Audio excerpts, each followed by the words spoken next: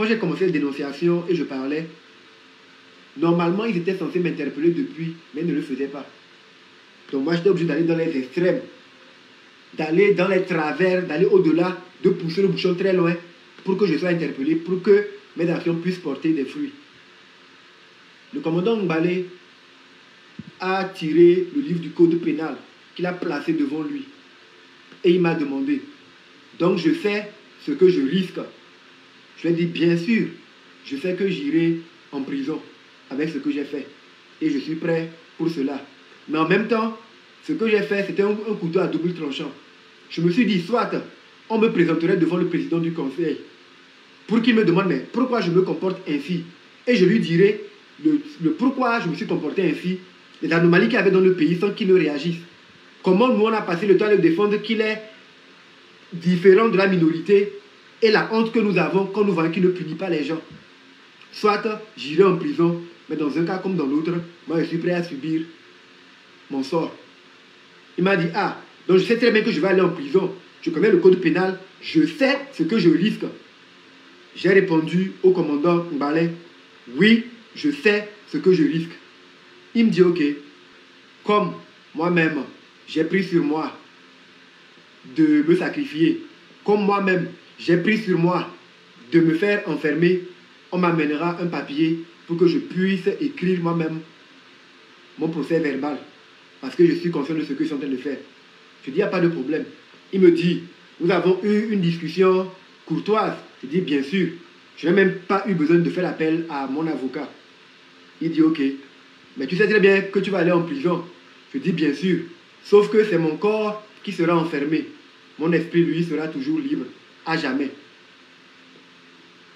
Il est sorti avec les éléments qui étaient restés avec moi. Quelque temps après, il est revenu.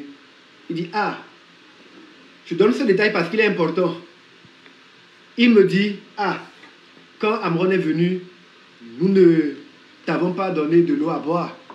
Même quand on veut tuer un coq, il faut qu'on lui donne de l'eau à boire, n'est-ce pas? Une bouteille d'eau qu'il me donne. Et devant lui, le coq que je suis, j'ai ouvert et j'ai bu. Il restait la moitié, je le tenais. Ils m'ont dit de sortir et d'attendre dans la salle en face. On m'amènera quelque temps après un papier pour que je puisse écrire mon PV. Je me suis levé, je suis parti attendre dans la salle. Au bout de 10 minutes, il y a 2 éléments qui sont revenus. Et ils me disent, suis-nous. Je me suis levé, j'ai pris le bidon d'eau qu'ils m'avaient donné, je l'ai tenu dans ma main et je les ai suivis. Ils m'ont fait redescendre au niveau inférieur. Il y avait une voiture qui était là, qui nous attendait. Ils m'ont dit de monter à l'arrière de la voiture. J'ai commencé à avoir le vertige. Je ne me sentais plus bien. J'avais des palpitations. Et automatiquement, je lui ai dit, j'ai l'impression que je vais perdre connaissance. Je crois que je vais mourir. L'eau que vous m'aviez fait boire est en train d'avoir l'effet sur moi. Après m'avoir torturé, et quand ils ont arrêté, il m'a posé la question par rapport au chef de l'État. Il me repose une question. Ils me disent plutôt ceci. Que oui, tout à l'heure, tu as eu à dire que oui, l'eau qu'on t'a fait boire, elle a fait que tu voulais mourir et tout. Il ne faut pas penser que nous, on peut t'empoisonner. Tu es trop petit pour que nous, on puisse penser à t'empoisonner. Tu as compris? Tu es trop petit. Et quand la sueur que je coulais, ça pesait un peu, il me dit, quand tu vises un individu avec une arme chargée et tu tires sur elle, tu la rates. Si la personne a une arme, qu'est-ce qu'elle va te faire? J'ai encore essayé de relativiser. Je dis, ça dépend du cœur de la personne. Il dit, non, non, non, non, non. Si la personne tire sur toi dans l'intention de t'abattre et elle te rate, et toi tu as une arme chargée, qu'est-ce que tu vas faire? Je dis, ça dépend aussi de mon cœur ou du degré de mon courage. Il dit, non, c'est faux. En retour, tu vas tirer pour abattre la personne. Donc, tu as visé le président du conseil, tu as tiré sur lui et tu l'as raté. Mais sache que nous, on ne t'a pas raté. Et c'est là, il a précisé cette phrase d'une extrême gravité. Et pour qu'une personne puisse avoir le courage de te dire cette phrase, c'est soit elle est sûre que tu ne pourras plus jamais parler, soit elle est sûre qu'elle t'a déjà tué. Il me dit, ce que j'aimerais que tu fasses, si tu sors d'ici, si jamais tu t'en sors, allume ta caméra et dis au monde entier ce qu'on t'a fait ici. Qu'est-ce qu'on t'a fait? Comme je savais que c'était une menace à peine voilée, j'ai joué la diplomatie et j'ai dit, vous m'avez redressé. Et là, eux tous, ils ont ri. Mais non, le commandant Mbale me dit, non, nous ne t'avons pas redressé. Je vais te passer le mot. Nous t'avons torturé. Donc ce que je veux que tu fasses, quand tu sortiras d'ici, si jamais tu t'en sors, c'est que tu allumes ta caméra et que tu dises au monde entier, dans les émissions que tu fais là, dans les lives que tu fais là, que tu dises au monde entier que nous t'avons torturé. Et après l'avoir dit, je veux que tu commences par dormir avec un œil ouvert. Si moi je les revois, je peux les reconnaître. Je n'ai pas oublié leur visage. Non. Ils m'ont marqué dans la chair et dans l'âme. Ils ont exigé que je puisse marcher sur mes pieds enflés. J'ai voulu tenir le mur. Ils ont dit, niet, de marcher sans tenir le mur. J'ai exécuté. J'ai marché sans tenir le mur. Et après, ils m'ont dit, il faut que je boive beaucoup d'eau. Avec l'expérience de l'eau que j'avais bu et qui m'a fait me sentir mal, j'ai dit non, je ne veux plus boire. Ils m'ont dit non, je dois boire beaucoup d'eau. Ils savent pourquoi ils me disent de boire beaucoup d'eau. Quand on est arrivé, on est retourné dans les locaux où j'étais principalement. Ils m'ont donné de l'eau à boire. Je l'ai bu parce qu'ils ont exigé. Et après, ils m'ont donné une pommade pour que je puisse masser mes pieds. Ensuite, ils demandent que je puisse me rincer avant de me mettre en cellule. J'ai dit non, je préfère rentrer comme ça. Ils m'ont fait me déshabiller. J'étais en slip. Ils m'ont fait rentrer dans une cellule sombre. Et j'ai dormi avec près de 6 personnes inconnues là-bas, à même le sol, jusqu'au petit matin. Avant de signer ma déposition, d'attendre. Parce qu'il y a les membres de ma famille qui sont là, les membres du village qui sont là. Ils veulent que nous puissions régler ce problème en famille. Je me lève, encore escorté. On me fait rentrer dans une salle et je vois 4 personnes, parmi lesquelles je ne reconnais qu'une seule, parce qu'elle avait été un collègue de mon papa. Et au village, nos maisons sont voisines, quoi. C'était le colonel Rousseau. Il y a un parmi eux qui me dit, non, tout ce que moi je suis en train de faire aujourd'hui, je m'en prends au chef de l'État et tout, alors que je suis un cabier et tout, c'est la faute à mon père. C'est mon père qui avait commencé cela. Et là, je dis, waouh, non, mon papa ne m'a encouragé en rien. Et c'est moi qui ai pris sur moi de faire ce que j'ai fait par rapport à tout ce que j'ai vécu et par rapport à tout ce que je vous ai raconté. Il me dit non, que lui sait de quoi il est en train de parler. Et d'un coup, il y a une 3e personne parmi elle qui dit que les gars, le petit frère il a parlé, mais moi je vois qu'il ne raisonne pas bien. Il n'est pas normal, il n'est pas dans son état normal. Donc nous devons l'aider à guérir. Nous devons l'aider à guérir. Je dis oh. Je me sens bien. Il dit non, non, non, non. Donc je ne me sens pas bien. Eux, c'est leur rôle de m'aider à guérir. Donc ils vont voir, ils vont prendre des précautions pour qu'on m'aide à revenir en moi, à guérir. Et après, on va m'envoyer au village pour faire les cérémonies. Je dis non, moi je ne fais pas de cérémonie. Hein. Je ne suis pas mêlé à toutes les traditions. Même Evala, je n'ai jamais fait Evala. Que non, non, non, non, non, c'est eux de décider. Donc on va m'aider à guérir. Je dis mais, comment ça? Ils se lèvent, ils partent. Ils se lèvent, ils partent. On devait me chercher, on me ramène pour aller signer ma déposition. Et là, je dis à l'officier qui est en train de faire ma déposition que non, moi je vais appeler un avocat. Ma place n'est pas dans un asile parce que hier j'ai été prévenu par ma tante qu'il y a des officiers du village de mon père qui veulent me faire interner pour cas de folie. Et aujourd'hui, on me dit, il y a des gens qui sont venus pour qu'on puisse régler le problème en famille. Je rentre, je vois des officiers du village de mon père. Et l'un parmi eux conclut que je ne suis pas bien, donc on doit m'aider à guérir. Je cite le nom du colonel Roseau, parce que je l'ai cité aussi auprès de mes avocats. Quand on va l'interpeller, quand on va s'approcher de lui pour lui demander, il pourra citer le nom des 3 autres personnes qui l'accompagnaient. Il pourra nommer celui qui a dit que ce que je suis en train de faire, c'est mon père qui l'avait commencé. Nommer celui qui a dit que le petit frère n'est pas normal et que nous devons l'aider à guérir. Je ne sais pas quelle étude il a eu à faire pour être en mesure de diagnostiquer la folie ou un cas de dérangement chez les patients. Donc je dis à l'officier que non, moi je ne veux pas qu'on m'envoie dans un asile psychiatrique. Je veux qu'on m'envoie chez le procureur parce que pour mon infraction, c'est en prison je dois aller.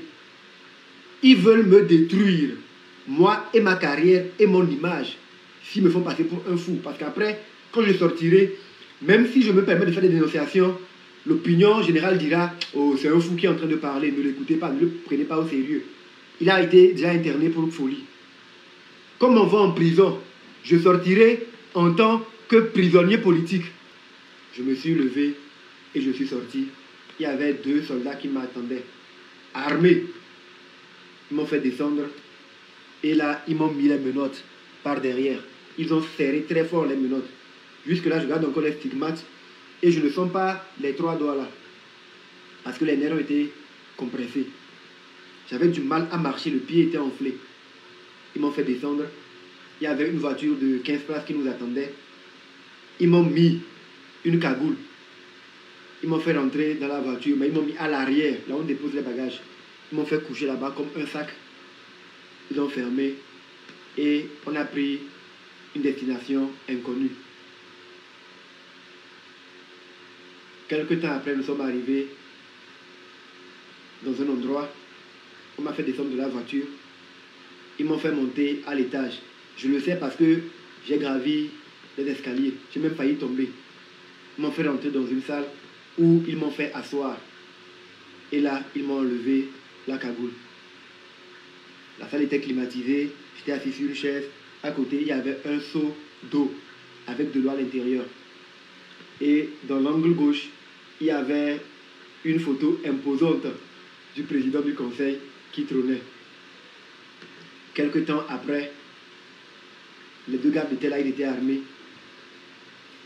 J'ai vu entrer un monsieur. Je l'ai reconnu net parce qu'il avait l'habitude d'être toujours derrière le président quand le président voyageait. Donc j'ai dit que c'est son aide de camp. Mais après investigation, j'ai vu qu'aujourd'hui, il est le chef corps de la sécurité présidentielle. Le chef corps de la garde présidentielle, le colonel Aoui. C'est lui qui est venu à visage découvert, il ne s'est pas caché. Il m'a posé une question. Monsieur, ça va? J'ai dit la vie est belle. Il me dit ok.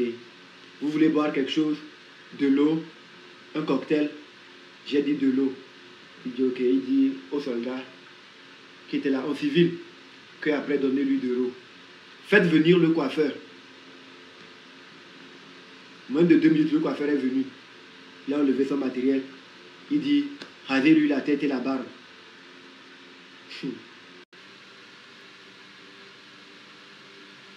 Sans mon autorisation. Dans mon entendement, il voulait me raser la tête et la barbe. Peut-être parce qu'il voulait me rendre présentable pour aller me présenter au président du conseil. Je suis resté zen. Ils ont commencé à me raser mes cheveux.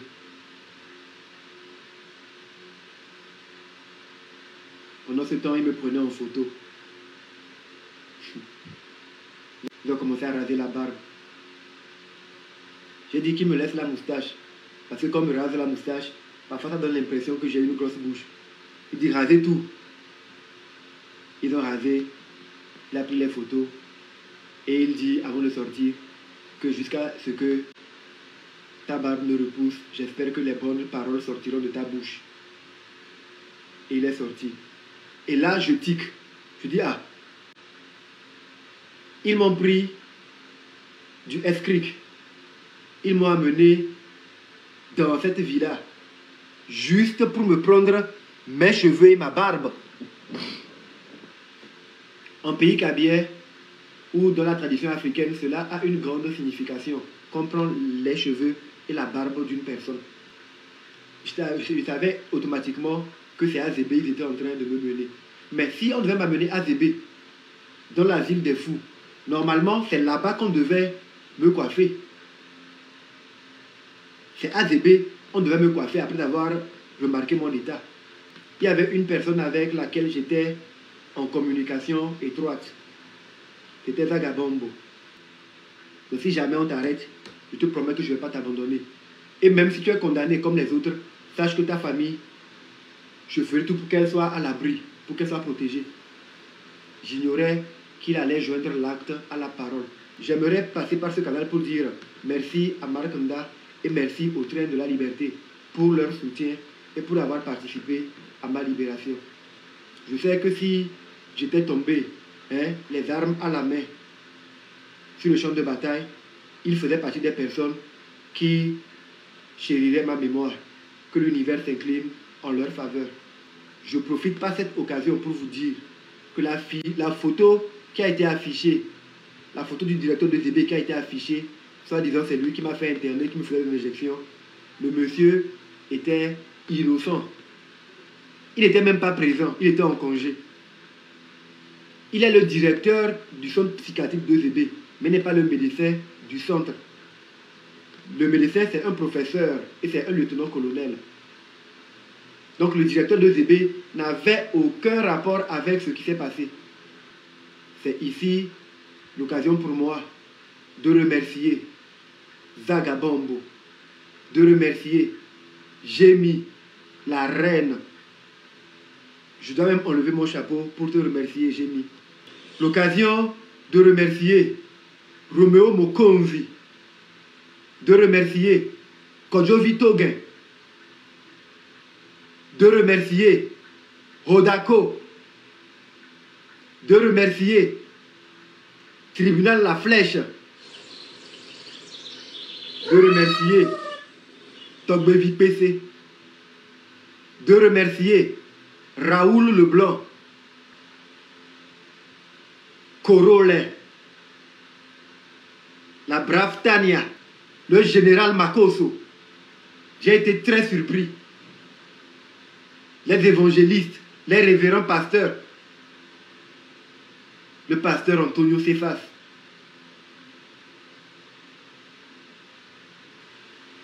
Depuis que l'histoire du Togo existe, ou du moins ces 20 dernières années, je suis sûr que personne n'a été torturé, est sorti et a osé témoigner en citant des noms des premiers responsables, les nommer et dire à visage découvert que je porte plainte contre vous pour torture, pour avoir violé le code pénal togolais.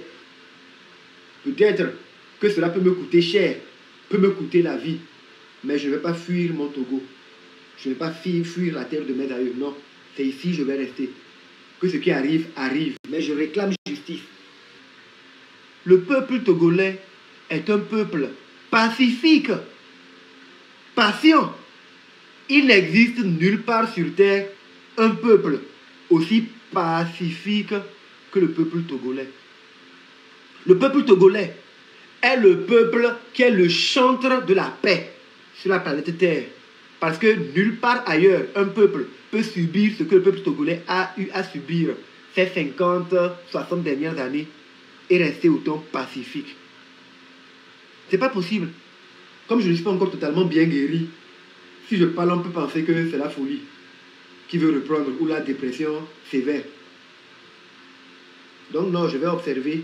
Je vais maintenant bien écouter les oreilles. Durant ce mois-là, ou les semaines qui arrivent, ou les jours qui arrivent, je vais bien écouter ce que le peuple veut. Et forcément, que je vais réallumer ma caméra pour essayer de renseigner objectivement tout le monde. Je suis la voix des sans-voix. la voix polémique, la voix de la veuve et de l'orphelin.